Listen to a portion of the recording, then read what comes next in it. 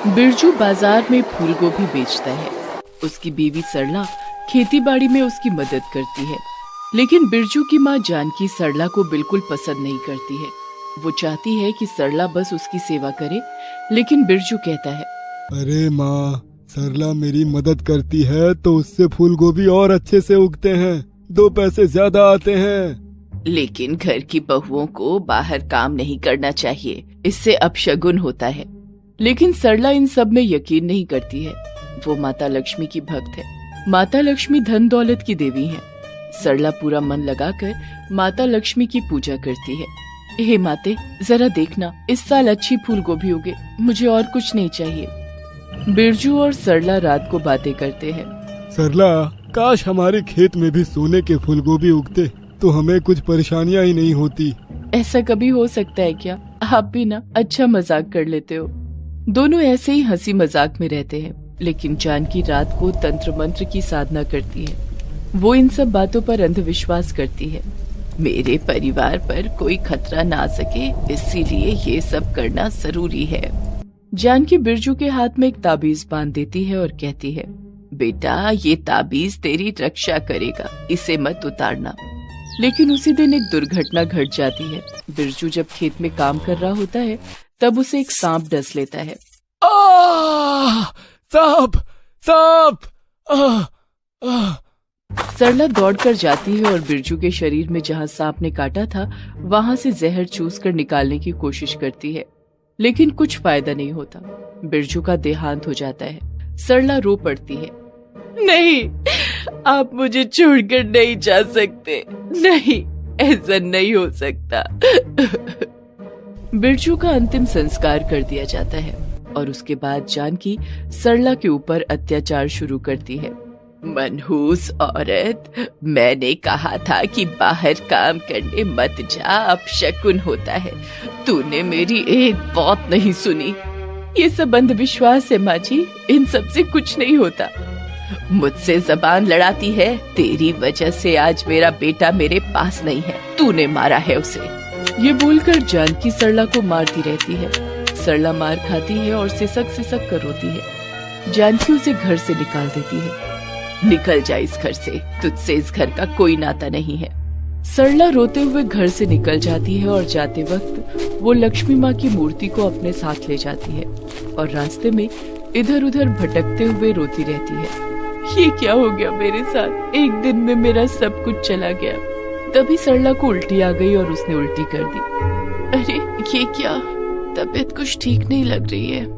ये बोलते हुए सरला ने फिर से उल्टी कर दी और वो वहीं पर बेहोश हो गई। उसे जब होश आया, तब उसने देखा कि वो एक बूढ़ी औरत की गोद में सोई हुई है। ये क्या, मैं कहाँ हूँ? तुम मेरे घर पर हो बेटी। आपके घर पर? लेकिन मैं यहाँ कैसे आई? तुम बेहोश होकर रास्ते में पड़ी हुई थी, मैंने देखा और तुम्हें यहाँ लेकर आई। हाँ, मुझे 2 बार उल्टी हुई थी, यही याद है मुझे, क्योंकि तुम गर्भवती हो। सरला की आंखों में आंसू आ गए। वो गर्भवती है, उसके पेट में उसका बच्चा है। उसकी खुशियों का ठिकाना नहीं रहा, लेकिन वो तब रो पड़ी। क्या हुआ बेटी, खुशी के मौके पर तुम रो क्यों रही हो? इस दुनिया में मेरा कोई नहीं है माँ जी, मैं क्या करूंगी, कहाँ जाऊंगी? सरला ने उस बूढ़ी को सब कुछ बताया। उस बूढ़ी ने कहा, कोई बात नहीं बेटी, तुम यहाँ रह सकती हो और कुछ देर बाद तुम्हारा सारा दुख खत्म हो जाएगा। वो कैसे? तुम खुद ही देख लेना। सरला को समझ में नहीं आया कि उस बूढ़ी औरत ने ऐसा क्यों कहा। इसके बाद उस बूढ़ी औरत ने सरला को कुछ पिला दिया और सरला सो गई। जब सरला की नींद टूटी तब रात हो गई थी। सरला ने देखा कि वो बिस्तर पर सोई हुई है और उसके हाथ पैर रस्सी से बांध दिए गए हैं। ये क्या, मुझे बांध कर क्यों रखा है? सरला ने देखा कि वो बूढ़ी औरत एक विशाल हांडी में पानी उबाल रही है और वो हांडी एक विशाल चूल्हे के ऊपर है। सरला को जागते हुए देखकर वो बूढ़ी औरत हंस पड़ी। मैंने कहा था ना, तुम्हारा सारा दर्द कुछ ही देर में खत्म हो जाएगा।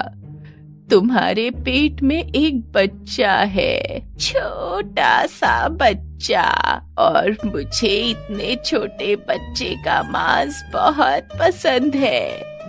मैं तुम्हें भी खाऊंगी और तुम्हारे बच्चे को भी। सरला को समझ में आ गया कि ये बूढ़ी एक जादूगरनी या फिर चुड़ैल है। वो बहुत डर गई। वो रो पड़ी, नहीं, मुझे छोड़ दीजिए ना, मुझे छोड़ दीजिए ना, मेरे बच्चे की खातिर मुझे छोड़ दीजिए। लेकिन उस बूढ़ी ने सरला की बात नहीं मानी। छोड़ देने के लिए यहाँ लाई हूँ क्या? अब तुझे इस हांडी के अंदर उबाल कर खाऊंगी। ये बोलकर वो बूढ़ी औरत सरला के पास आई और सरला को हांडी तक ले जाने के लिए उसके हाथ पैर खोलने लगी। सरला के पास वो लक्ष्मी माँ की मूर्ति थी। सरला ने उस मूर्ति से उस बूढ़ी पर जोर से वार किया और उस बूढ़ी को चोट लग गई। आह! इसी मौके का फायदा उठाकर सरला भाग गई और भागते वक्त अपनी सुरक्षा के लिए उसने घर के कोने से एक छड़ी उठा ली और भागते हुए बहुत दूर चली गई। बूढ़ी चुड़ैल बेहोश होकर पड़ी रही। बहुत देर तक भागने के बाद सरला थक गई और एक जगह पर बैठ गई और फिर रोते हुए अपने पति को याद करने लगी। आप ठीक ही कहते थे, अगर हम सोने की फूल गोभियां उगा सकते तो कितना अच्छा होता। हमें इतनी परेशानियां नहीं झेलनी पड़ती। काश मेरे पास भी एक सोने की फूल गोभी होती। ये कहने के तुरंत बाद उस छड़ी में एक रोशनी झलक गई और सरला के सामने सोने की फूल गोभी आ गई। सरला चौंक गई। अरे ये क्या? ये तो सचमुच की सोने की फूल गोभी है। इसका मतलब ये छड़ी जादुई है। अब तो मैं सोने की फूल गोभियों की खेती कर सकती हूँ। सरला ने उस सोने की फूल गोभी को बेचकर एक जमीन खरीद ली और उसमें एक छोटा सा घर बनाकर रहने लगी और उसी घर के साथ जो जमीन है उसमें सोने की फूल गोभियां उगाने लगी। हर रोज बहुत सारी सोने की फूल गोभियां उगने लगी और सरला उन्हें बेचकर अमीर होती गई। ऐसे ही कुछ महीने बीत गए।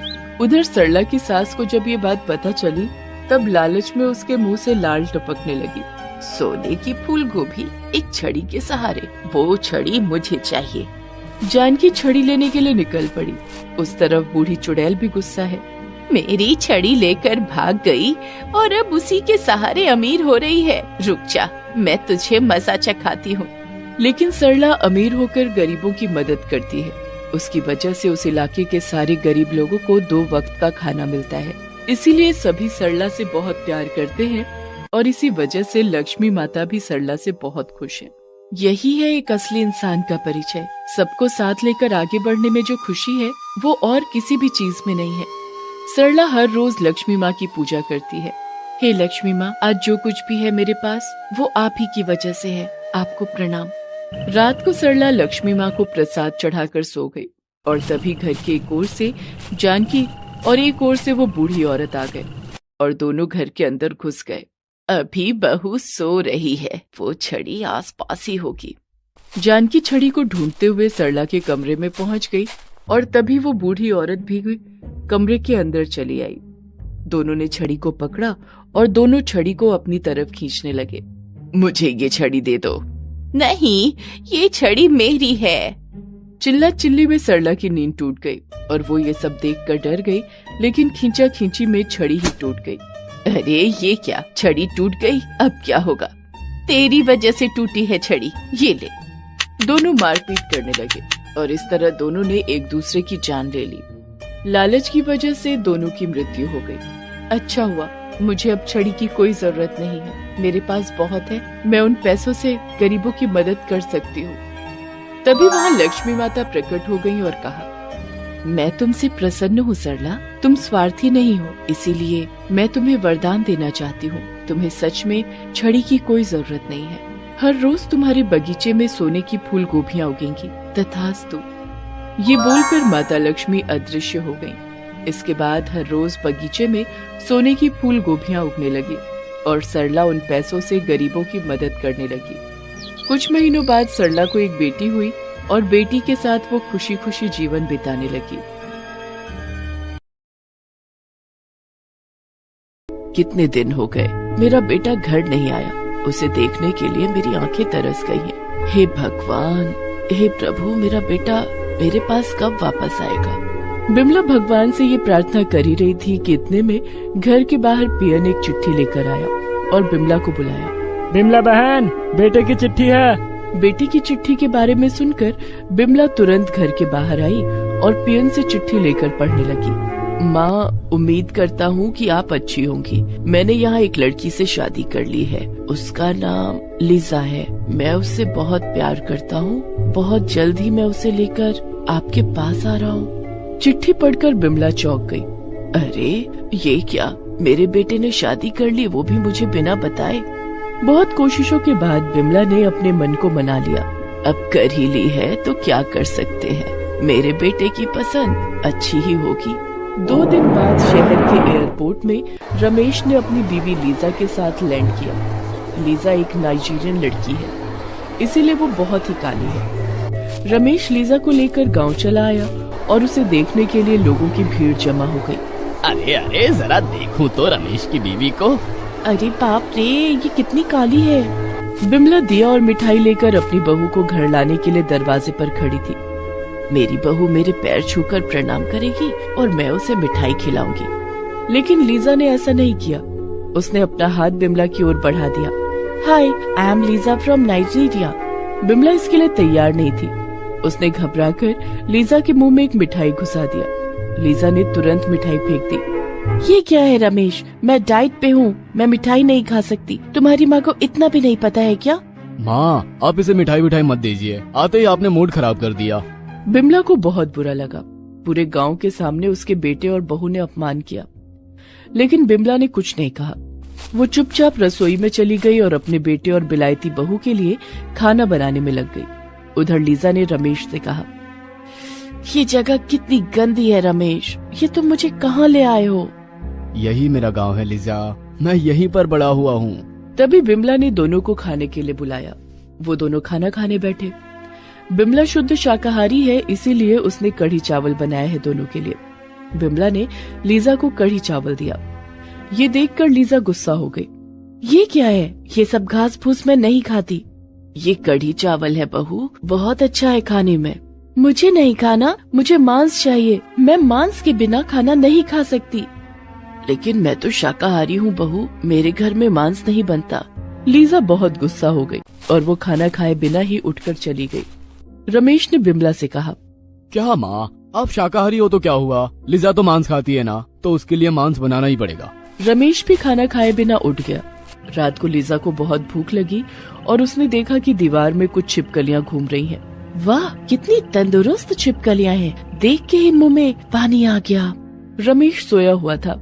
लीजा ने 5 छिपकलियां पकड़ ली और रसोई में जाकर छिपकली का सूप बनाने लगी। सूप बनकर तैयार हो गया और लीजा सूप पीने लगी। बिमला की नींद टूट गई और रसोई में आवाज सुनकर वो देखने के लिए आई। ये क्या खा रही हो बहू? छिपकली का सूप, बहुत टेस्टी है, आप खाइएगा, ये लीजिए। ये बोलकर लीजा ने एक छिपकली सूप उठाकर बिमला की ओर बढ़ाया। अरे बाप रे, छिपकली! ओ, ओ, ओ। बिमला ने उल्टी कर दी। राम राम राम राम, तुम छिपकली खा रही हो? इस घर में मैं अंडे तक नहीं पकाती और यहाँ तुम छिपकली खा रही हो, तुम्हें शर्म नहीं आई? इसमें शर्माने की क्या बात है, ये सब कुछ ही तो मैं खाती हूँ। यहाँ नहीं खा सकती तुम, यहाँ ये सब नहीं चलेगा।